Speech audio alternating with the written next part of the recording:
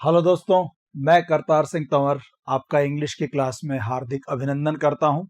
दोस्तों, कल हम लोग पैसेज के बारे में पढ़ रहे थे और आज उसी के एक अगली कड़ी हम लोग देख रहे हैं। कल हमने 5 पैसेज कर लिए थे और आज आपके सामने पैसेज नंबर 6 है। ये जो पैसेज है ये आरपीएससी ने ग्रेड सेकंड स्कूल टीचर्स का एग्ज़ाम होता है, जो सीनियर टीचर्स होते हैं स्कूल में, उनका एग्ज़ाम होता है। तो उनके एग्ज़ाम में ये क्वेश्चन आया था। तो पैसेज को पढ़ते हैं, वही पहले वाली ट्रिक, पैसेज को ध्यान से पढ़ते हैं, समझते हैं और फिर उनके जो क्वेश्चन हैं उनके आंसर्स देते हैं।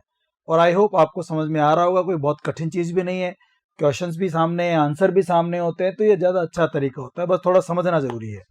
देखिए, ऑल मोरलिस्ट्स, ये कुछ नए शब्द भी इस तरह से आ जाते हैं। ऑल मोरलिस्ट्स, मोरलिस्ट यानी ये जो मॉरल टीचिंग्स की, मॉरल चीज़ों की बात करते हैं, नैतिकता की जो बात करते हैं, जो आदर्शों की बात करते हैं, जो ज्ञान की, आदर्शों की, उच्च गुणों की जो बात करते हैं, उनको बोलते हैं मॉरलिस्ट्स। ये राइचस भी कहते हैं इनको। ये मतलब आइडियल पर्सन या आइडियलिटी की बात करते हैं। ये लोग अच्छी अच्छी चीज़ों की बात करते हैं। ज्ञान झाड़ने वाले लोग, अगर थोड़ा नेगेटिव बोलें तो ये लोग वो होते हैं। बट पॉजिटिव उसका मतलब ये है कि भाई ये कुछ मॉरल बातें करने वाले लोग हैं, नैतिकता की बात करने वाले लोग होते हैं। ऑल मोरलिस्ट रिकमेंड, हर मोरलिस्ट ये रिकमेंड करते हैं, वो ये बात बताते हैं, ये एडवाइस करते हैं, ऑनेस्टी एज वर्च्यू, कि जो ऑनेस्टी है ना, ईमानदारी, वो वर्च्यू होता है। वर्च्यू यानी सद्गुण, अच्छे गुण। तो हर मोरलिस्ट ये कहते हैं कि भाई ईमानदारी एक बहुत अच्छा गुण होता है, एक अच्छा गुण होता है, सद्गुण होता है। Is it also to be recommended as a policy, क्या इसको आप पॉलिसी के रूप में रिकमेंड कर सकते हैं? इज इट इंट्रोगेटिव सेंटेंस है, लास्ट में क्वेश्चन मार्क है। क्या इसे रिकमेंड किया जा सकता है एज अ पॉलिसी? क्या किसी भी संस्था में, किसी भी जीवन के अंदर इसको आप एक पॉलिसी के रूप में उतार सकते हैं? एक नैतिकता, इस जो ऑनेस्टी है, क्या इसको जीवन में आप लेकर आ सकते हैं? बिल्कुल लेकर आ सकते हैं। ईमानदारी तो सबसे बेस्ट पॉलिसी होती है, हमने पढ़ा भी था, honesty is the best policy. तो क्या इसको रिकमेंड कर सकते हैं? Is it a wise plan of action in all situations, क्या हर सिचुएशन में ईमानदारी ही बरतनी चाहिए? क्या ये एक अच्छी चीज होती है? क्या क्या आप हर परिस्थितियों में ईमानदारी से काम ले सकते हैं? The answer is that it is, answer ये है कि हाँ, ऐसा हो सकता है, आप कर सकते हैं, ऐसा करना चाहिए। ईमानदारी को हर चीज में हमें लेकर आना चाहिए। Honesty is the best policy.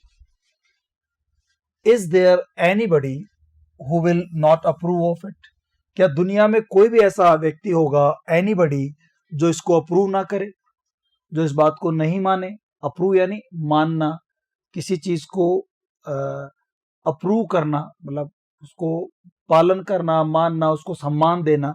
क्या कोई ऐसा है जो इसको अप्रूव नहीं करेगा, जो इस चीज को नहीं मानेगा कि ईमानदारी को हमें जीवन में उतारना चाहिए? The answer shall definitely be in negative, answer पक्का पक्का इसका नेगेटिव में ही होगा। कोई ये नहीं कहेगा कि ईमानदारी को हमें जीवन में नहीं उतारना चाहिए। डिसऑनेस्टी में सर्व, अच्छी बात है, dishonesty may serve a turn and bring temporary results, but honesty is best in the end. बिल्कुल सही कह रहा है। डिसऑनेस्टी जो होता है, में सर्व टर्न, हो सकता है एक टर्न, एक बारी में आप इसको यूज कर लें, कोई आपको ऐसा मौका मिल रहा है बेईमानी करने का, आपने यूज कर लिया। एंड ब्रिंग टेम्पररी रिजल्ट्स, और कुछ उसके तुरंत, कुछ तात्कालिक, उस समय टेम्पररी, कुछ समय के लिए अस्थायी तौर पर कुछ आपको रिजल्ट्स भी प्राप्त हो गए, बढ़िया रिजल्ट्स, आपको लगता है कि यार अच्छा चीज हो गई, मैंने बेईमानी कर ली तो ये मुझे फायदा हो गया। ऐसा लग सकता है एक बार आपको कि यार बेईमानी करने से मुझे फायदा हो रहा है, एक बार तो आपको लग जाएगा temporary, but honesty is best in the and. लेकिन देखो, आखिर में ऑनेस्टी ही सबसे बढ़िया होती है, ईमानदारी ही सबसे बढ़िया चीज होती है। वंस, अब एक कहानी के रूप में, एक उदाहरण के रूप में आपको समझा रहा है, साथ में एक कहानी छोटी सी दे दी और इससे इस ईमानदारी क्यों अच्छी होती है उसकी कहानी के माध्यम समझाने की कोशिश की उस पैसेज के अंदर। वो कहानी हम समझते हैं दोस्तों। Once a thief came near a house, एक बार एक चोर किसी घर के पास आया। टू बगल इट, बगल यानी चोरी करने के लिए, सेंधमारी करने के लिए, घर में जबरदस्ती घुस करके कुछ माल लूटना चाहता था, तो उस घर के पास में आया। But he was prevented, prevented नहीं रोकना, उसे रोका गया बाय ए डॉग, एक कुत्ते ने उसे रोका, which began to bark loudly, जो चोर को देखकर जोर जोर से बार्क करने लगा, भौंकने लगा। The thief tried to coax him, coax यानी मनाना, परसुएड करना, मनाना, राजी करना, परसुएड करना। उसने डॉग को मनाने की कोशिश की, उसको पुचकारा, मनाया कि भाई तू मान जा, मैं तेरे को कुछ अच्छा करता हूं, तेरे लिए कुछ खाने को देता हूं।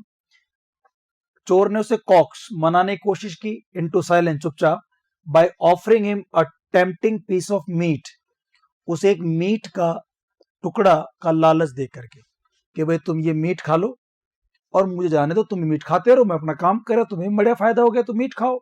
कुत्ते को ऐसा उसने लालच दिया, उसको परसुएड किया, उसको कॉक्स किया, मनाने की कोशिश की। No said the dog, dog ने कहा नहीं, I will not sell my master and myself for a bite of meat, मैं अपने मालिक को और अपने आप को एक मीट के टुकड़े के लिए नहीं बेचूंगा।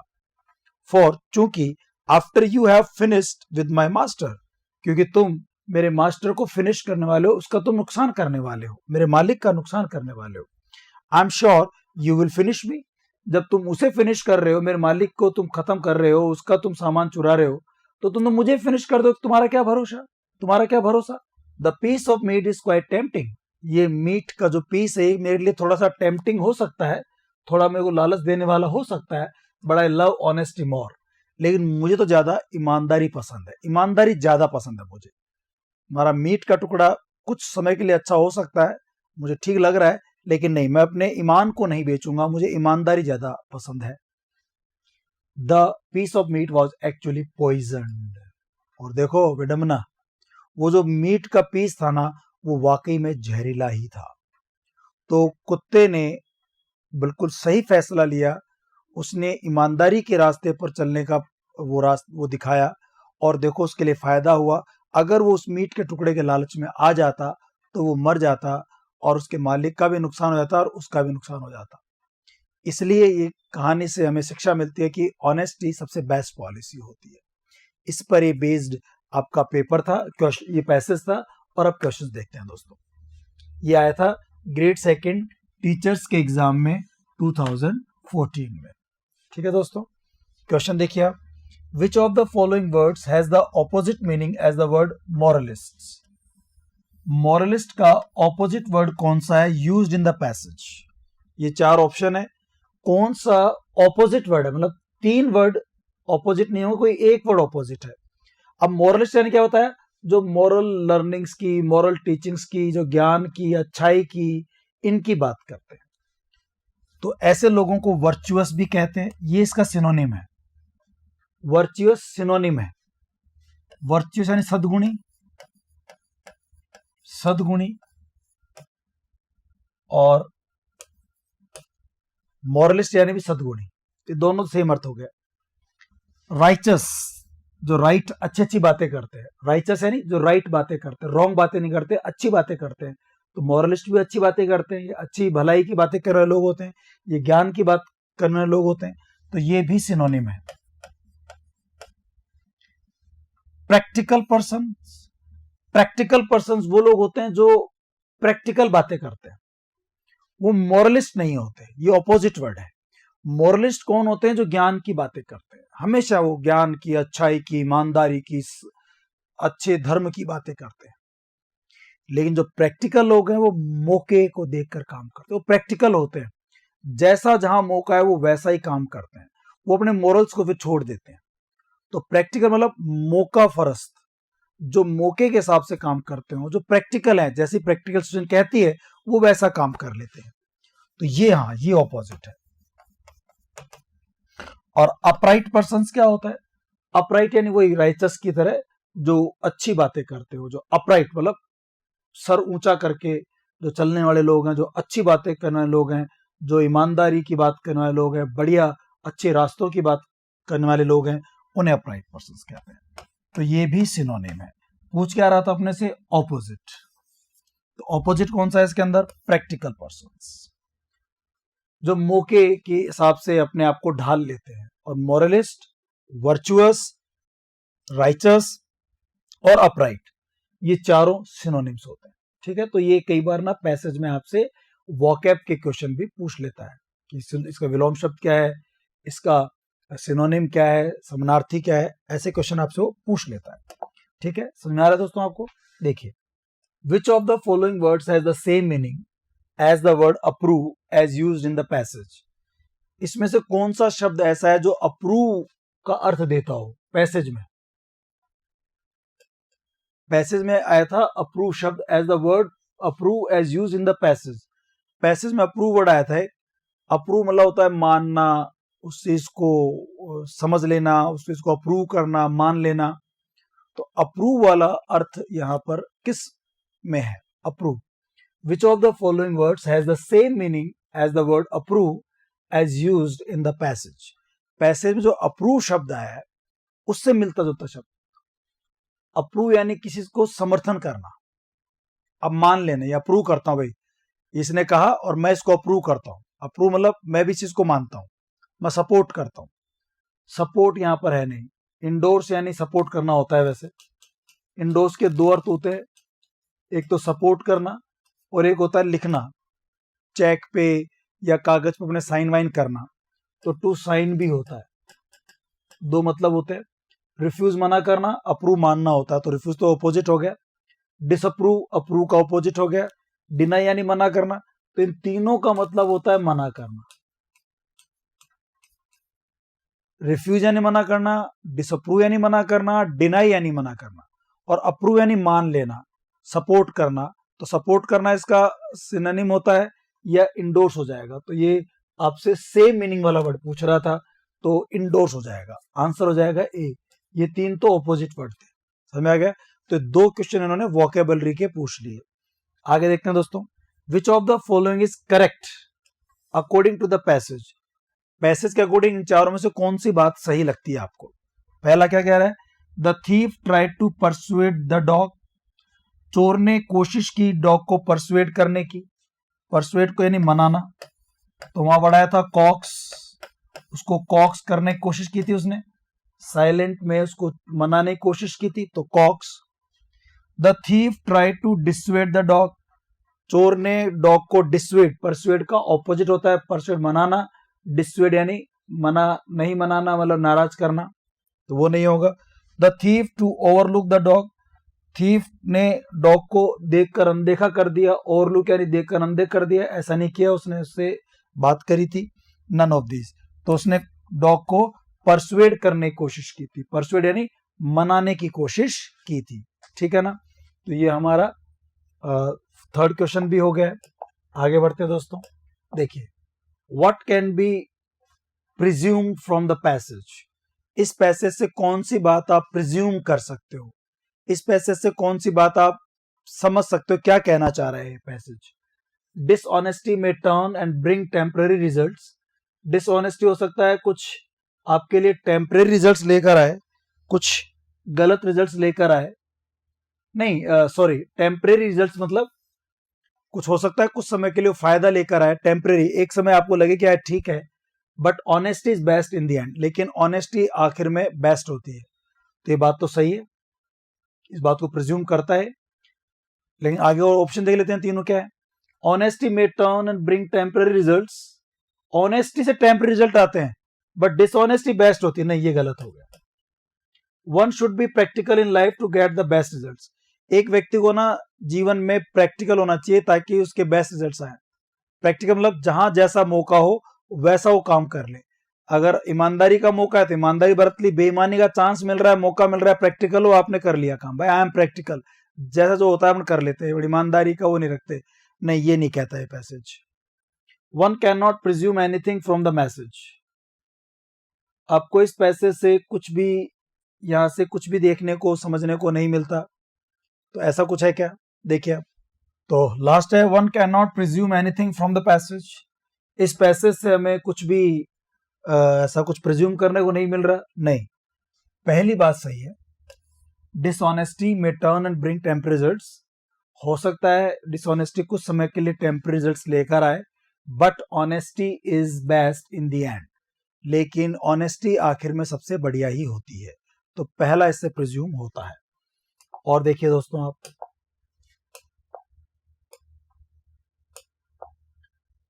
ये क्वेश्चन नंबर, अब पैसेज नंबर 7 देखते हैं हम लोग। नेक्स्ट पैसेज, वो 4 क्वेश्चन हो गए, अब आगे बढ़ते हैं हम लोग। It was only a sporting mood that made Sami enter the gates. Sami एक नाम है, एस बड़ा है। जब भी किसी पैसेज के लाइन के बीच में वो कैपिटल लेटर आता है तो जनरली वो प्रॉपर नाउन्स होते हैं। तो सामी का एस कैपिटल है तो ये प्रॉपर नाउन है। It was only a supporting mood, ये केवल एक सपोर्टिंग मूड था। That made Sami, supporting mood मतलब इसको स्पोर्टिंग मूड कह सकते हैं। स्पोर्टिंग मूड मतलब कि जो खेल कूद के भाव में हो, जो मौज मस्ती में हो, मौज मस्ती कह सकते हो आप। तो it was only sporting mood that made Sami enter the gets. कोई गेट था बड़ा, उस गेट के अंदर सामी एंटर कर गया क्योंकि वो स्पोर्टिंग मूड में था, वो मौज मस्ती के मूड में था। तो खेल खेल में, मस्ती मस्ती में वो उस गेट के अंदर घुस गया, एंटर कर गया। Usually he avoided these big places where people were haughty, aloof and inaccessible, and kept formidable dogs and servants. Haughty, aloof, देखो क्या कह रहा है, जनरली, यूजुअली ही अवॉइडेड, ही किसके लिए आया, सामी के लिए। यूजुअली वो अवॉइड करता था, बचता था। दीज बिग प्लेसेस, ऐसे बड़े बड़े स्थानों में जाने से वो बचता था। कैसे स्थान, वेयर पीपल वर हॉटी, जहां पर लोग होटी होते थे। होटी यानी घमंडी, होटी होता है घमंडी, जहां लोग घमंडी होते हैं। अलूफ, अलूफ मतलब एकांत होते हैं, एकाकी होते हैं, अकेले रहना पसंद करते हैं। तो ऐसे लोग जो एकाकी होते हैं, अकेले रहना पसंद करते हैं, होटी घमंडी होते हैं। इनएक्सेसिबल, जिनके पास एक्सेस करना थोड़ा कठिन है, जिनसे मिलना थोड़ा कठिन है, जिनके पास जाना थोड़ा कठिन है, वो अपने आप को अकेले रखते हैं, कोई लोग उनसे मिल नहीं सकते, वो ऐसा कुछ अपने आप से माहौल रखते हैं। तो and kept formidable dogs, formidable मतलब डरावने, फ्राइटनिंग डरावने, और जो डरावने कुत्ते रखते हैं, डरावने सर्वेंट्स रखते हैं, डरावने नौकर रखते हैं, जो जिनके खतरनाक कुत्ते हैं, जिनके पास खतरनाक नौकर हैं, बड़ी बड़ी मूछों वाले, बड़े बड़े ऐसे खतरनाक दिखने वाले नौकर, और बड़े बड़े डॉग्स उनके पास हैं चौकीदार के रूप में। उन घरों में जाने से सामी जनरली अवॉइड करता था। जिनके मालिक होटी हैं, जिनके मालिक अलूफ हैं, जिनके मालिक इनएक्सेसिबल है, और जो गेट पर कुत्ते या सर्वेंट्स रखते हैं, उनके घर में जनरली सामी जाता नहीं है। लेकिन वो उस दिन चला गया क्योंकि वो स्पोर्टिंग मूड में था। यहां तक क्लियर है? Okay. He went up hesitatingly, वो हिचकिचाते हुए अंदर चला गया, थोड़ा और आगे चला गया। वेंट अप, घर की तरफ चला गया गेट में से। Expecting to be shouted off any moment, और वो उम्मीद कर ही रहा था कि कभी भी कोई भी चिल्लाकर उसको रोक सकता है, कोई भी शाउट कर सकता है किसी भी समय, अरे भैया कहां जा रहा है, रुक, कहां जा रहा है, कोई भी चिल्ला सकता था, उसको उम्मीद थी। When he saw a servant, फिर उसने एक सर्वेंट देखा, कमिंग टुवर्ड्स हिम, एक नौकर उसकी तरफ आ रहा था। उसने उस नौकर को आते हुए देखा, उसको उम्मीद भी थी कोई ना कोई नौकर आएगा। But the servant caught with him and poured out a volley of words, servant ने क्या किया, उसको देख लिया, उसको पकड़ लिया, विद हिम जाके उसको पकड़ लिया, भागने नहीं दिया उसको। And poured out a volley of words, और उसके ऊपर शब्दों की बौछार कर दी। वॉली ऑफ वर्ड्स, उसके ऊपर शब्दों की वॉली कर दी, बौछार कर दी। एक साथ शब्दों का समूह वॉली, कलेक्टिव नाउन है volley. Sami indicated that he could not hear, Sami ने कुछ इस प्रकार के इशारे दिए, कुछ ऐसे ढोंग रचे उसने, मानो कि वो सुन नहीं पा रहा उसकी बात। वो शब्दों की बौछार कर रहा है, और वो ऐसा इंडिकेट कर रहा है, ऐसा दर्शा रहा है सर्वेंट को, ऐसा सर्वेंट को बताना चाह रहा है कि वो सुन नहीं रहा उसकी बातों को। वेयर अपॉन मतलब वो बहरा है, ऐसा उसने नाटक किया। वेयर अपॉन, जबकि the servant explained bye signs, सर्वेंट ने इसलिए क्या किया, उसको साइन से, इशारों से समझाने की कोशिश की, क्योंकि उसने ऐसा इंडिकेट किया कि वो तो सुनता नहीं है। तो सर्वेंट को लगा ये बहरा है, डेफ है, तो उसने उसको इशारों से, साइन से समझाने की कोशिश की। साइन यानी इशारे। इशारों से समझाने की कोशिश की नौकर ने, that the master of the house, कि जो उस घर का मालिक है, वांटेड द मंकी, उसको वो बंदर चाहिए, to be brought up before him, उसके साथ जो to be brought up before him, Sami के साथ एक बंदर था इसका मतलब, और उसका जो मालिक था, घर का मालिक जिसने नौकर को भेजा, वो चाहता था, wanted the monkey to be brought up before him, कि बंदर को उसके सामने लाया जाए, बिफोर यानी यहां पे सामने, ब्रॉट अप यानी लाया जाए, लाना, लाया जाए, बंदर को उसके सामने लाया जाए। किसके सामने लाया जाए बंदर को? घर के मालिक के सामने। इसका मतलब ये पता लग गया इस कहानी से हमारे को कि सामी एक नाम का एक लड़का था जो किसी घर में गलती से घुस गया। अमूमन वो ऐसे घरों में घुसना पसंद नहीं करता था, अवॉइड करता था, जिनके मालिक अमीर हो, घमंडी हो, जिनसे लोग मिल नहीं सकते हो, ठीक है ना, और जो बड़े बड़े कुत्ते रखते हो, खतरनाक जो है फॉर्मिडेबल सर्वेंट्स और डॉग्स रखते हो। लेकिन वो चला गया एक दिन, वो थोड़ा स्पॉटिंग मूड में था, तो वो चला गया, और जब वो था उसको लग रहा था कोई न कोई आएगा, तब एक नौकर आया और उसने उसको रोका। हालांकि वहां पे सामी ने नाटक किया कि वो बहरा है, तो उसको इशारों में समझाया नौकर ने सामी को कि भैया तुम्हें हमारे मालिक बुला रहे, तुम्हारा जो बंदर है उसको वो देखना चाहते हैं। ये कहानी है, ये पैसेज है, ये भी ग्रेड सेकंड में टीचर एग्जाम 2011 में पूछा था। वो 2010 वाला पेपर था, ये 2011। एक्चुअली जो 10 वाला था वो 2008 में वैकेंसी आई थी, जिसका पेपर 2010 में हुआ था। तो ऐसे है, इस पैसेज को हमने समझ लिया। अब हम करते हैं question answers. Sami entered the gates of big bungalow because, Sami उस बिग बंगलो, बड़े बंगलो के गेट में एंटर कर गया। बिकॉज क्यों कर गया? क्योंकि he was attracted by its loveliness, क्योंकि उसको उस बंगले की जो लवलीनेस थी, जो उसका खूबसूरती थी, जो बहुत अच्छा सुंदर था, उसको उसने अट्रैक्ट किया, इसलिए उसकी खूबसूरती देख करके, लवलीनेस देख करके अंदर चला गया। नहीं, ये बात नहीं थी। He wanted to speak to the owner, वो उसके मालिक से बात करना चाहता था। नहीं, ये बात भी गलत है। He was invited by the owner, उसको ऑनर ने बुलाया था। ये बात भी सही नहीं है। He was in a sporting mood, क्योंकि वो उस दिन मौज मस्ती के मूड में था, तो मजे मजे में वो अंदर चला गया। ये सही। तो पहले का इसका आंसर डी होना चाहिए कि वो स्पोर्टिंग मूड में था, और ये हमारे पैसेज में लाइन भी थी। तो देखना, हमने प्रश्नों के उत्तर पैसेज में ही होते हैं, बस आपको थोड़ा समझना होता है। आगे देखिए, when Sami so a servant, जब सामी ने एक नौकर देखा, कमिंग टवर्ड्स हिम, एक नौकर उसकी तरफ आ रहा था। जब उसने उस नौकर को देखा अपनी तरफ आते हुए, he turn to run away, तो वो he turn to run away, वो मुड़ा भागने के लिए। सही बात, ठीक है। देखते हैं पैसेज, देखते हैं लाइन ठीक है कहीं पर। एक मिनट, आते हैं पैसेज में। देखो, he went up hesitatingly, expecting to shout of any moment. When he saw a servant towards him, Sami held the monkey. अच्छा देखो, यहां पे था मंकी, लाइन भूल गए थे हम लोग। Sami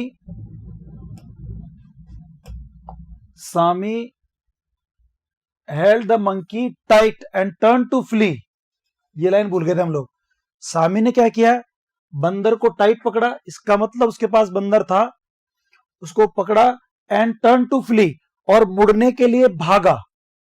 turn to flee, flee यानी तेजी से भागना, और टर्न यानी मुड़ा। जैसे आवाज सुनी, ये टर्न टू फ्ली, क्या भागते हैं, ये आ गया कोई पकड़ने के लिए अपने को। बट क्या हुआ? The servant caught with him, servant ने उसको पकड़ लिया था। ये लाइन हमारी छोड़ दी थी, समझ में आ गई आपको? बंदर था, और जैसे सर्वेंट की आवाज आई, वो भागने के लिए, फ्ली करने के लिए वो टर्न किया। तो अब देखते हैं हम लोग, when Sami so a servant coming towards him, जब सामी ने सर्वेंट को देखा कमिंग टुवर्ड्स हिम, उसकी तरफ आते हुए, he turn to run away, वो टर्न किया रन अवे, भागने के लिए। आगे पढ़ लेते हैं, कहीं और कोई सही ऑप्शन मिल जाए ज्यादा अच्छा। ही स्टूड मोशनलेस, वो चुपचाप खड़ा हो गया। नहीं, वो भागने के लिए, फ्ली करने के लिए मुड़ा था, ये गलत हो गया। ही मूव्ड फॉरवर्ड हेजिटेटिंगली, वो मूव फॉरवर्ड हेजिटेटिंगली, हिचकिचाते वो आगे बढ़ा, आगे नहीं बढ़ा, वो पीछे मुड़ा, टर्न बैक, यही होगा। He made the monkey turn on the servant, उसने मंकी से कहा कि तू इसको टर्न ऑन, इसके ऊपर हमला कर दे। नहीं, ऐसा भी नहीं किया उसने। He turn to run away, वो भागने के लिए मुड़ा। तो इसका आंसर होगा ए, सेकंड का आंसर होगा ए। समझ में आ रहा है यहां तक आपको? ओके दोस्तों, आगे बढ़ते हैं। The servant explain to Sami by signs, सर्वेंट ने सामी को साइंस से, इशारों से समझाया। साइंस यानी इशारे, इशारों से समझाया। बिकॉज, क्यों समझाया? क्योंकि आपको ध्यान है सामी ने नाटक किया था कि मानो कि वो बहरा हो। इंटेंट, उसने ऐसा प्रिटेंड किया, ऐसा ढोंग रचा उसने कि मानो सुन नहीं रहा उसको। द सर्वेंट वॉज डम, क्योंकि सर्वेंट बहरा गूंगा था, नहीं। The servant wanted to be thought deaf, servant चाहता था टू बी थॉट डेफ, कि वो बहरा लगे। सर्वेंट चाहता था कि सामी बहरा लगे, नहीं, सर्वेंट थोड़ी चाहता था, ये तो उसने ढोंग किया था सामी ने। He came to know that Sami was deaf, उसको पता लगा, ही केम टू नो, उसको पता लगा कि सामी वॉज डेफ, कि सामी तो क्या था? डेफ था, बहरा था। ये बात सही। और सामी को ये बात पता कैसे लगा? क्योंकि ऐसा ढोंग रचा था सामी ने, ठीक है ना। He did not like his words to be heard by his master, he did not like his word, उसको उसके शब्द पसंद नहीं आए नौकर को। ही यानी नौकर, servant. He did not like his words, उसको उसके शब्द ही समझ में नहीं आए। To be heard by his master, कि भाई उसके जो मालिक है वो उन शब्दों को सुने, इसलिए उसने उसको इशारों समझाया। नहीं, ये बात नहीं थी, उसको ऐसा लगा कि वो गूंगा है, बहरा है। सामी वॉज डेफ, क्योंकि वो शब्द सुन नहीं रहा था, उसकी बात को रिएक्ट कर नहीं रहा था। तो आंसर होगा सी।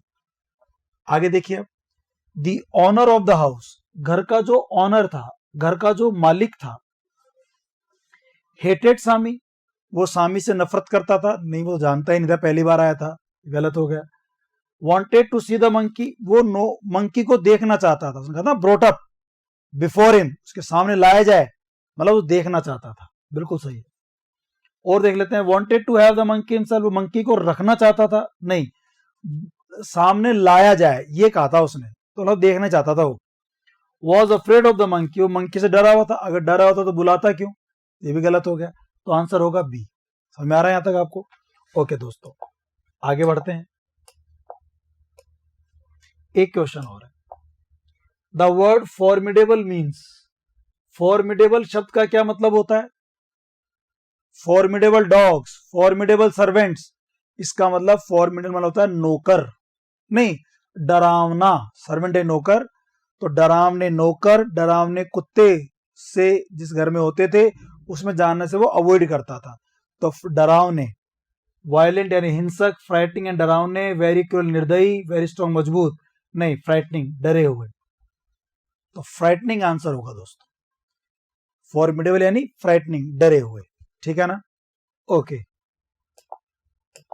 नेक्स्ट पैसेज पढ़ते हैं। ग्रेड सेकंड का एक क्वेश्चन और है, देखिए सामने आपके। मैनी फेमस ब्रीड्स, पैसेज 8 है। मैनी फेमस ब्रीड्स, ब्रीड्स होती हैं नस्ल, नस्ल, ब्रीड्स, जानवरों की ब्रीड्स होती हैं। तो किस जानवर की बात कर रहा है? Many famous of dogs come from Germany, बहुत सारे जो नस्ल है कुत्तों की, डॉग्स की ब्रीड्स, कम फ्रॉम जर्मनी, बहुत सारी नस्ल जो है वो जर्मनी से आती है। जर्मनी के कुत्ते वर्ल्ड में फेमस हैं, अच्छी नस्ल के कुत्ते जर्मनी में पाए जाते हैं। द एल्सेशन या एल्शियन कुत्ते जो जर्मन के हैं वो जर्मन शेफर्ड है। शेफर्ड क्या होते हैं? गडरिये। गडरिये क्या काम करते हैं? जो भेड़ बकरियों को चराते हैं, तो उनको जर्मन शेफर्ड भी कहते हैं, एल्सेशन को या एलस्टियन को। ये जर्मन शेफर्ड है। शेफर्ड क्या होते हैं? जो गडरिये वगैरह होते हैं, मतलब ये वो कुत्ते हैं जो भेड़ वगैरह को, बकरी के जो गडरिये होते थे इनको पालने वाले, वो कुत्तों को साथ में रखते थे, एल्सेशन को, ताकि कोई और बड़ा जानवर उनकी बकरी को ना खा जाए, उससे मुकाबला वो कुत्ता कर लेगा। द डोबरमैन, एक कुत्ता होता है Doberman. Doberman and the dachshund are 3 of the most popular breeds. 3 नस्ल बता दी इसने, कौन कौन सी? एल्सेशन, डोबरमन और डक्सन। ये 3 कुत्तों की नस्ल है जो तीनों ही जर्मनी से। डोबरमैन नाम सुना होगा आपने, जर्मन शेफर्ड का नाम भी सुना होगा। ये सारे बड़ी बड़ी फेमस जो वर्ल्ड में चलते हैं कुत्ते, ये उनकी नस्लें हैं और ये सब जर्मनी से हैं। एल्सेशन, जो जर्मन शेफर्ड भी कहते हैं, डक्संड और डोबरमैन मोस्ट पॉपुलर ब्रीड्स हैं ये कुत्तों की। The other name of the Alsatian gives us a clue about the work performed by the dog in the old days. Alsatian का जो दूसरा नाम है जर्मन शेफर्ड, उस जर्मन शेफर्ड नाम से गिव्स अस अ क्लू, हमें एक क्लू मिलता है, एक संकेत मिलता है about the work performed by this dog in the old days, कि पुराने जमाने में ये एल्सेशन डॉग क्या काम करते थे। जर्मन शेफर्ड हैं तो ये भेड़ बकरियों के इनकी रक्षा करने के लिए काम में आते थे, उनकी ये चौकसी करते थे कि कोई और बड़ा जंगली जानवर आकर के इनको ना खा जाए, तो इनको जहाँ रखते थे वहां कुत्ता एक ही बांध दिया करते थे, वो भौंक भाग के उस दूसरे जंगली जानवर को भगा दिया करता था, तो इसका ये काम होता था, इसलिए जर्मन शेफर्ड कहते थे। Now this dog is seen very often as the seeing eye. आजकल इस कुत्ते को सीइंग आई के रूप में बहुत पालते हैं लोग बाग। सीइंग आई यानी चौकसी रखना, चौकीदार के रूप में। जिस घर में जर्मन शेफर्ड को रख लो, क्या मजाल कि घर में कोई घुस के आ जाए, इसकी जो असली नस्ल का जो कुत्ता होगा। On streets in the west, अभी पश्चिमी देशों में ये कुत्ता बहुत पाया जाता है। Along with the Dobermann, this breed is often selected for security of police work. अगर आप डोबरमैन की बात करें तो ये पुलिस वर्क की सिक्योरिटी के लिए काम में आता है। डोबरमैन जो कुत्ता है ये पुलिस वर्क, पुलिस वालों को काम आता है। स्नाइपर होता है एक तरह से, मतलब सूंघने की क्षमता जबरदस्त होती है डोबरमैन के अंदर, तो पुलिस वाले इसको बहुत मदद लेते हैं इस कुत्ते की, डोबरमैन की। डक्संड क्या करता है? Dachshund the national dog of Germany, Germany का नेशनल डॉग है डक्संड। नेशनल डॉग है, वहां बहुत सारी नस्लें हैं पर जो नेशनल डॉग है वहां का डक्संड है। तो ये भी क्वेश्चन बनता है कि जर्मनी के नेशनल डॉग का नाम क्या है? डक्संड है। विच इज स्मॉल, जो छोटा होता है, एंड नैरो बॉडीड, पतली, छोटा होता है, डोबरमैन की तरह बड़ा नहीं होता, बड़ा जानवर नहीं होता, छोटा होता है, पतली बॉडी होती है उसकी। Use to be an excellent badger hunter, ये बैजर हंटर के रूप में होता है, शिकारी, जो शिकारी कुत्ता होता है ना उसके रूप में इसको रखा जाता है। वहां के लोग शिकारी कुत्ते के रूप में पालते हैं इसको। पतला सा होता है, बहुत फुर्तीला होता है, खतरनाक कुत्ता होता है। तो देखो आप, एक तो एल्सेशन जो जर्मन शेफर्ड बकरी वकरियों की रक्षा के लिए काम में आता था, डोबरमैन जो सीइंग आई चौकसी के लिए या पुलिस वालों के काम में आता है, और डक्संड जो होता है वो बेजर हंटर काम करता है, और ये जर्मनी का नेशनल डॉग होता है। बस इन्हीं पर क्वेश्चन बने हैं, वो आप देख लीजिए। तो आप देखो इतने बड़े एग्जाम में आए हुए क्वेश्चन भी कर पाओगे। ये टीचर्स के एग्जाम में आया था। देखिए क्वेश्चंस आपके सामने हैं। द डक्संड यूज टू, जो डक्संड है लास्ट में जो आता है, लास्ट में डक्संड नेशनल डॉग है जो वहां का, जो बेजर हंटर के रूप में काम आता है। यूज टू क्या काम आता था? बी ए वॉच डॉग, वॉच डॉग तो डोबरमैन था। Be most active, run very fast, बहुत तेज भागता है, भागता तो है। हंट बैजर्स, ये बैजर्स को हंट करने में काम आता है। बिल्कुल ठीक है, आंसर हो जाएगा D, Hunt badgers. The national dog of Germany, यही डक्संड है, dachshund national dog of Germany, डक्संड। आप दोबारा पैसे देख लेना, मैंने अंडरलाइन भी करवाया था आपको। डक्संड जो है वो जर्मनी का नेशनल डॉग है। ठीक है, आगे चलते हैं। द वर्ड ब्रीड, ब्रीड का मतलब क्या होता है? जानवरों की नस्ल। एक क्लास ऑफ बर्ड, पक्षियों की क्लास। एक क्लास ऑफ एनिमल, जानवरों की क्लास, जानवरों की जाति, जानवरों की नस्ल को ब्रीड कहते हैं। एक टेम एनिमल होता है, पेट पालतू होता है, नहीं, class of animal. The Dobermann is selected, Dobermann किससे सेलेक्ट किया जाता है? या तो चौकसी करने, चौकसी तो एलेस्टियन भी यूज होता है, एक्चुअली चौकसी तो एलेस्टियन यूज होता है जो शेफर्ड वगैरह के लिए काम में आता था, जर्मन शेफर्ड कहते थे। डोबरमैन पुलिस वालों काम में आता है। फॉर इट्स प्लेजिंग अपीयरेंस, दिखने में बहुत खूबसूरत है इसलिए सेलेक्ट किया जाता है, नहीं। फॉर इट्स एक्सट्रीम फेथफुलनेस, बहुत ही पालतू, बहुत ही वफादार होता है, नहीं। फॉर सिक्योरिटी और पुलिस वर्क, पुलिस काम करता है, सिक्योरिटी काम करता है, डोबरमैन का ये काम है। सिक्योरिटी और एल स्टेशन की तरह सिक्योरिटी भी काम आता है और पुलिस वालों के भी खूब काम में आता है, तो सी हो जाएगा इसका। ठीक है, और अगला है for guarding the house from thieves, ठीक है, बट पुलिस वर्क और सिक्योरिटी में ज्यादा इंपॉर्टेंट है। ये थीव्स से बचाने के लिए तो एलेसिस्टिन भी काम आ जाता है। आगे बढ़ते हैं, एक क्वेश्चन और है। In the old days the Alsatian जो एलस्टियन या जो एल्सेशन है कुत्ता, ये क्या काम आता था ओल्ड डेज में, पुराने जमाने में? हेल्प टू कैच क्रिमिनल्स को पकड़ने में नहीं, help to look after sheep, भेड़ों की देखभाल करने के लिए। शेफर्ड था नहीं, जर्मन शेफर्ड, तो ये सही है। हंटेड वाइल्ड एनिमल्स नहीं, गार्डेड द मास्टर्स हाउस नहीं, ये लुक आफ्टर शीप, भेड़ों की देखभाल करने के लिए, क्योंकि इसका दूसरा नाम जर्मन शेफर्ड भी है। इसका दूसरा नाम क्या है दोस्तों? जर्मन शेफर्ड भी है। ठीक है ना, तो ये ज्यादा अच्छा आंसर रहेगा मेरे हिसाब से। तो 5 जगह बी हो गया। आई होप समझ में आ रहा है दोस्तों आप लोगों को। ठीक है ना, अभी कुछ क्वेश्चन और करते हैं, देखो इसके ऊपर, पैसेज के ऊपर ही, ताकि पूरे ढंग से कॉन्सेप्ट क्लियर हो जाए करने कैसे होते हैं। पैसेज को ध्यान से पढ़ो, समझो, और आप कर पाएंगे आराम से। एक पैसेज देखो आप जो पढ़ने वाले हैं, ये ग्रेड फर्स्ट टीचर्स एग्जाम, मतलब स्कूल लेक्चरर का जो एग्जाम होता है उसमें 2014 में पूछा गया है। तो इस पैसेज में क्या बात थी, क्या आप स्कूल लेक्चरर के पैसेज भी कर सकते हैं क्या इस ट्रिक से?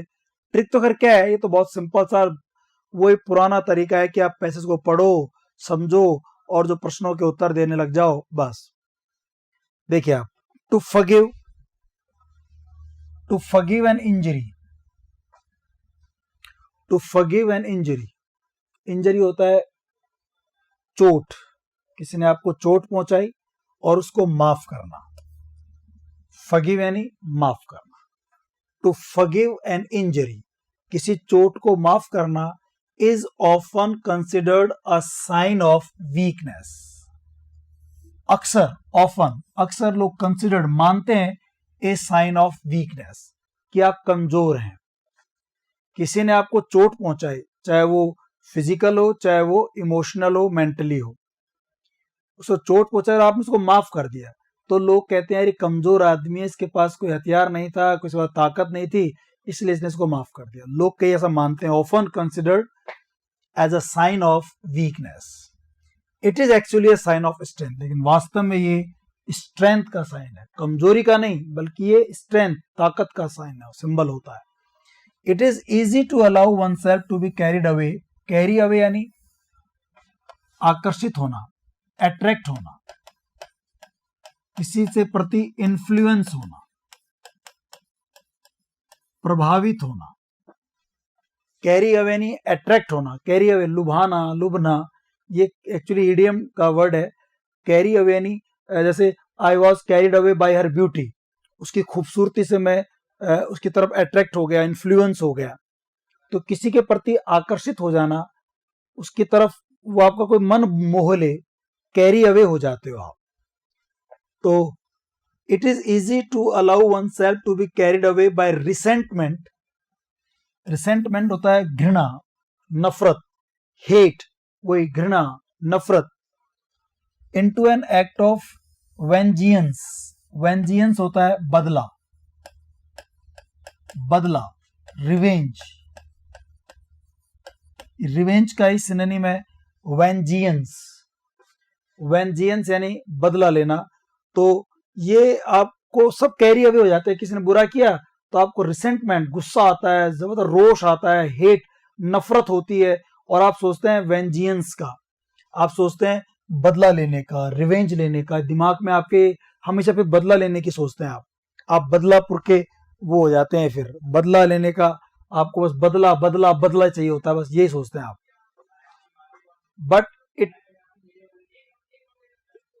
But it takes a strong character, but it takes a strong character to restrain those passions, takes a strong character to restrain those passions। restrain यानी restrain रोकना,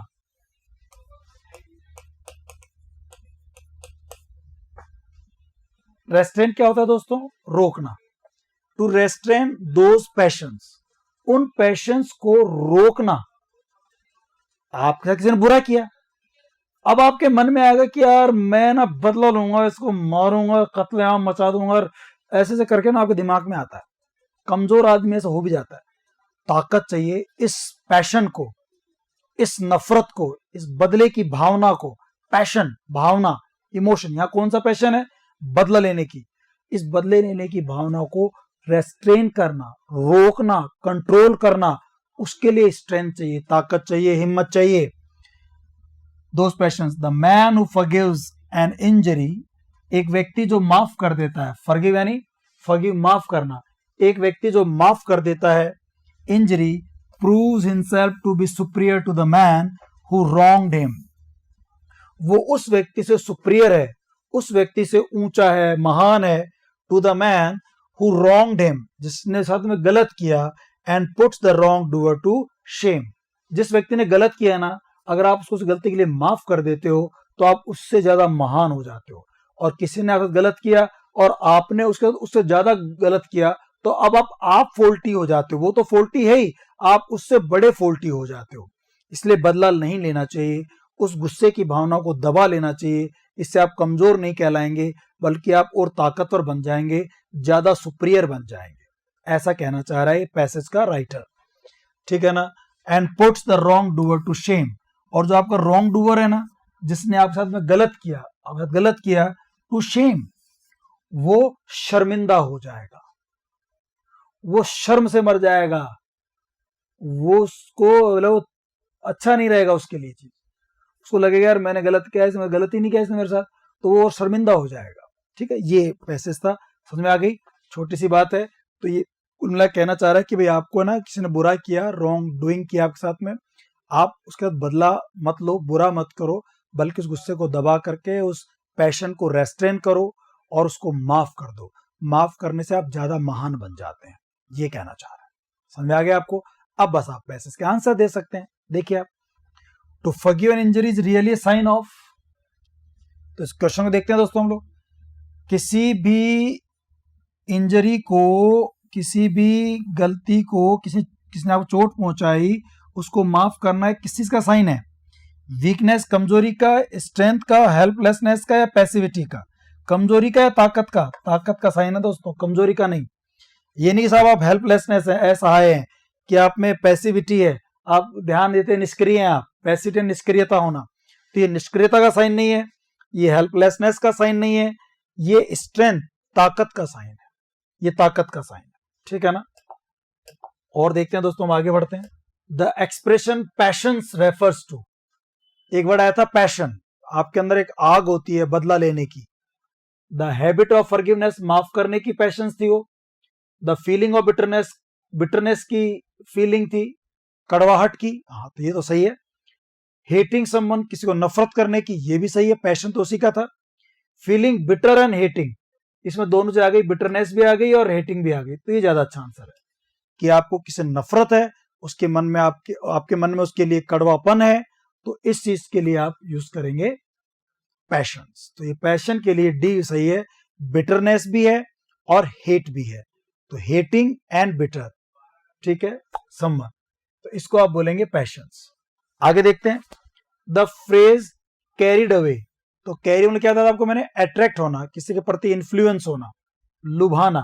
टू विन, जीतना, कंटिन्यू करना, कंटिन्यू होता है वो carry on, ये carry away है। To be influenced by, प्रभावित होना, टू टेक अवे नहीं, टू बी इन्फ्लुएंस्ड, किसी से प्रभावित होना। तो हम प्रभावित हो जाते हैं बदला लेने के प्रति, कि हमें विजियंस लेना है, वेंजियंस लेना है, हम बदले लेने के प्रति चले जाते हैं, लेकिन हमें उससे कैरी अवे नहीं होना है, हमें ताकत दिखानी है, रेस्ट्रेन करना है, अपने आप को रोकना है उस चीज से। तो एक क्वेश्चन और देखिए इस पैसेज का। The word vengeance means, vengeance का मतलब क्या होता है दोस्तों? बदला, रिवेंज। वायलेंस नहीं, टॉर्चर, अत्याचार नहीं, मर्सी, दया नहीं, रिवेंज, रिवेंज यानी बदला, और वेंजियंस यानी बदला, दोनों का मतलब होता है बदला, बदला। ठीक है ना, समझ गए आप? Okay. The opposite of shame, shame का क्या मतलब होता है? शेम यानी शर्म आना, शेम यानी शर्म आनी चाहिए। तो किसको शर्म आएगी?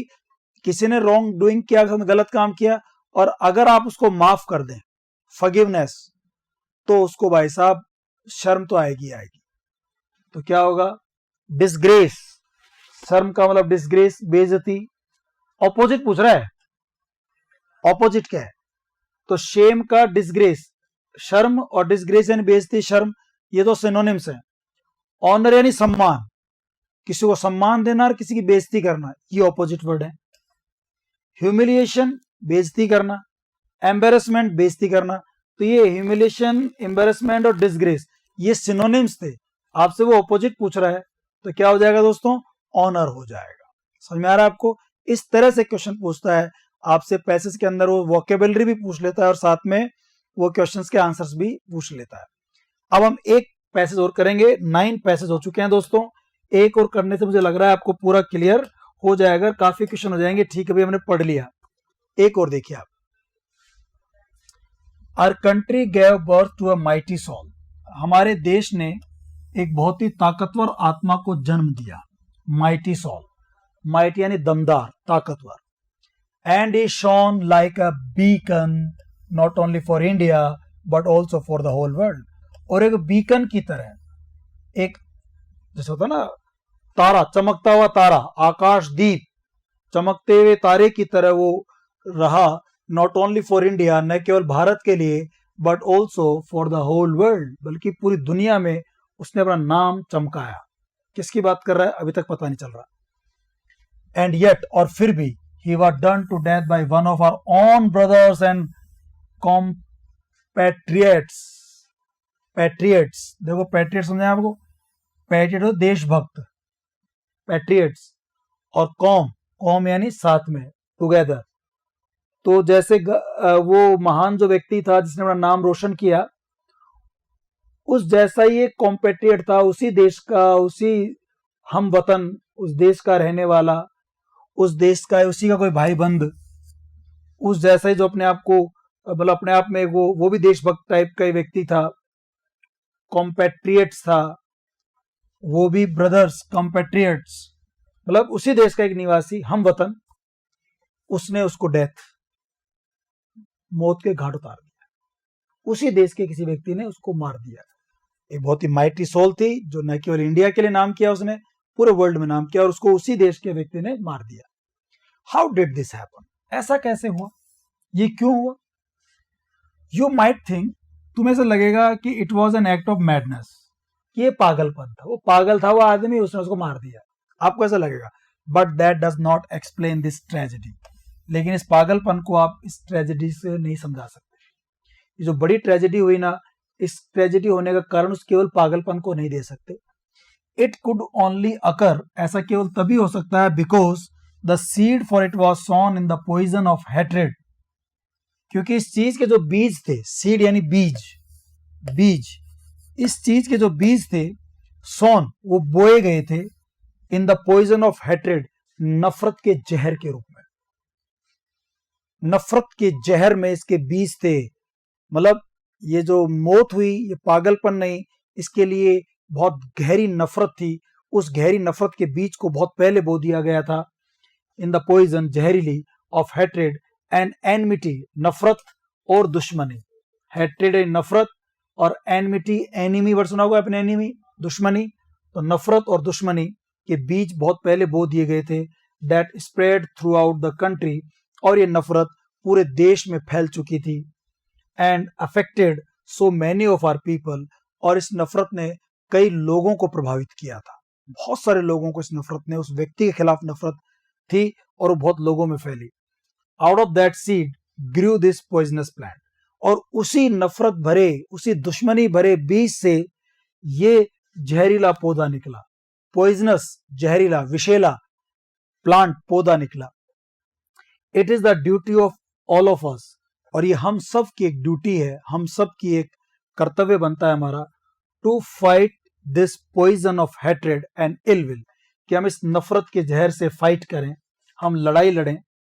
एंड इल विल, और ये जो बुरी नफरत है, जो इल विल, जो किसी का बुरा चाहने की दुर्भावना, इल विल, दुर्भावना, जो गलत करने की जो भावना है, इससे हम लड़ें। If we have learned anything, अगर हमने कुछ भी सीखा है, if we have learned anything from Gandhi ji, अगर गांधी से कुछ सीखा, मतलब वो महान जो माइटी सोल की बात कर रहा है, ये किसकी बात कर रहा है? गांधी जी की। और गांधी जी को मारा किसने? नाथूराम गोडसे ने। तो वो जो मारने वाला हम वतन था, जो उस देश का एक निवासी था, वो नाथूराम गोडसे हो गया। और वो मारा क्यों? क्योंकि उसके पीछे गोडसे में गांधी जी को लेकर के जबरदस्त नफरत थी, और उस नफरत ही का परिणाम हुआ, उस इल विल का ही परिणाम हुआ कि उन्होंने गांधी जी को मौत के घाट उतार दिया। We must bear no ill will और एनमिटी। हमें ना कोई दुर्भावना नहीं रखनी चाहिए, कोई एनमिटी, दुश्मनी की भावना नहीं रखनी चाहिए टुवर्ड्स एनी पर्सन। किसी भी व्यक्ति के प्रति बुरी भावना नहीं रखनी चाहिए, बल्कि उसको माफ कर देना चाहिए। अगर कोई गलती की भी है, अभी हम पिछले पैसेज में पढ़ रहे थे कि आपको फॉरगिवनेस होना चाहिए। The individual is not our enemy. कोई देखो व्यक्ति विशेष हमारा दुश्मन नहीं होता। गांधी जी से दुश्मनी नहीं थी उनकी, गांधी जी के विचारों से दुश्मनी थी। तो विचारों की लड़ाई किसी व्यक्ति को मौत के घाट उतार के मत लड़ो। आप उसकी विचारधारा को गलत साबित करो, अपनी विचारधारा को सही साबित करो, बस अपने आप जीत हो जाएगी आपकी। तो आपकी लड़ाई इंडिविजुअल से नहीं है, आपका दुश्मन कोई व्यक्ति विशेष नहीं है। It is the poison within him that we fight. ये नफरत तो व्यक्ति के अंदर होती है, उस जहर से लड़ना है, उस पॉइजन से लड़ना है, which we must put an end to. और इस नफरत को, इस पॉइजन को ही हमें अंत करना चाहिए। ठीक है ना? क्वेश्चन देखिए आप। Who is the mighty soul refer to in the passage. तो माइटी सोल कौन है इस पैसेज में? किसकी बात कर रहे हो? ताकतवर आत्मा कौन है? गांधी जी, नेहरू जी, अंबेडकर जी, गांधी जी, अब्राहम लिंकन नहीं, गांधी जी। कौन है दोस्तों? गांधी जी हैं। आगे बढ़ते हैं। समझ आ रहा है आप लोगों को? पैसेज पढ़ लेते हैं, समझ लेते हैं, तो वे सारे क्वेश्चन के आंसर बताओ सही होते कि नहीं होते हैं? होते हैं ना? तो बस ये एक तरीका अपनाना है, कभी घबराना मत। कोई सा पैसेज आ जाए, ध्यान से पढ़ो, समझो, प्रश्नों के उत्तर लगा दो, बस इतना करना है अपना। आगे बढ़ते हैं दोस्तों, और क्वेश्चंस भी करते हैं। Why was he done to death? उनको मारा क्यों गया? क्यों मौत के घाट उतारा गया उनको? पढ़ते हैं। He was done to death, उन्हें मौत के घाट उतारा गया because the poison of hatred and enmity, दुश्मनी और जो नफरत का जो जहर था, had spread throughout the country, वो नफरत पूरे देश में फैल चुकी थी, and affected many of our countrymen, और हमारे देश के कई लोगों को उस नफरत ने प्रभावित कर दिया था। बिल्कुल सही बात है, बात पैसेज में थी, ये हमारा आंसर हो सकता है। बट आगे और पढ़ लेते हैं option. The murderer could not find anyone else to kill.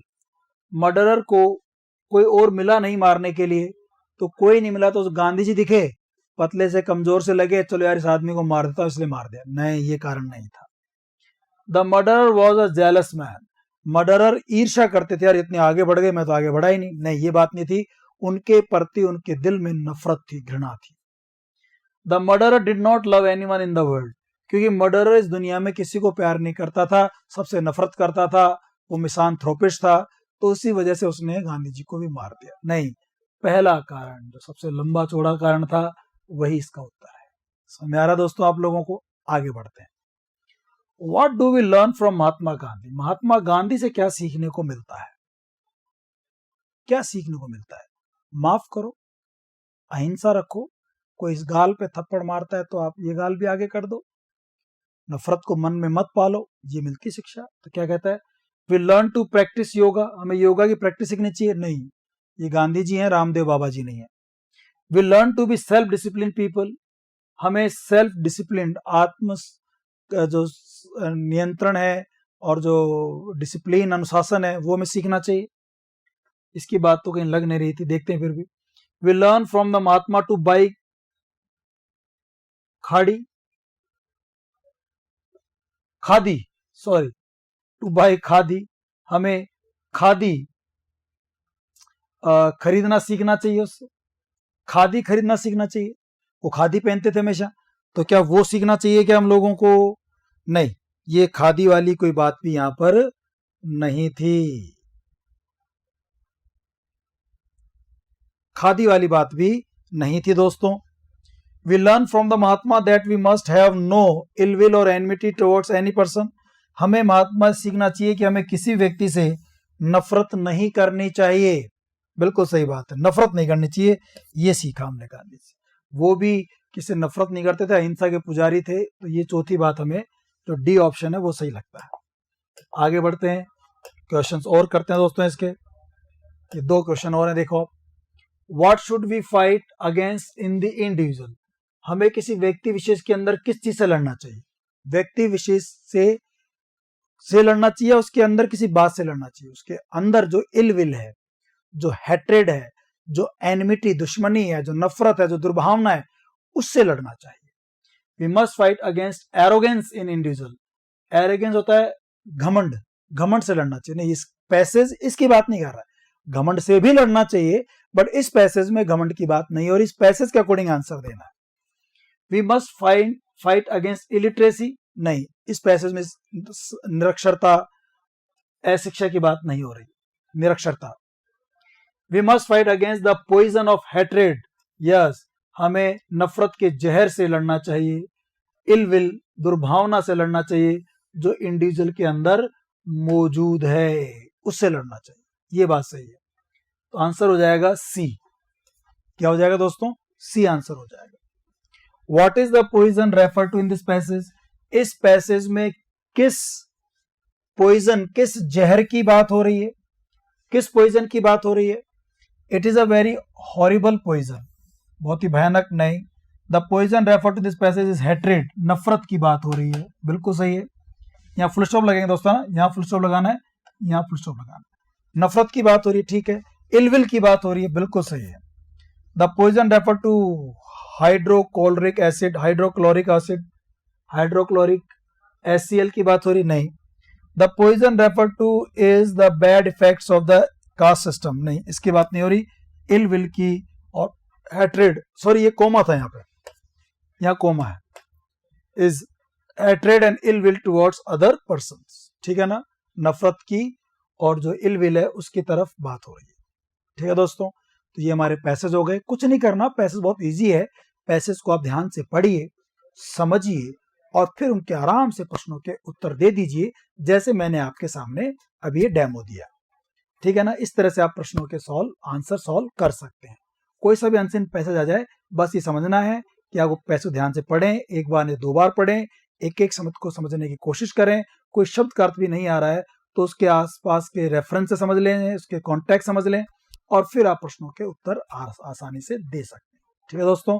I hope आपको पैसेज वाली क्लास समझ में आई होगी, ठीक है दोस्तों। नेक्स्ट क्लास में फिर मिलते हैं हम लोग एक नए टॉपिक के साथ। Till then bye bye and take care. Thank you so much.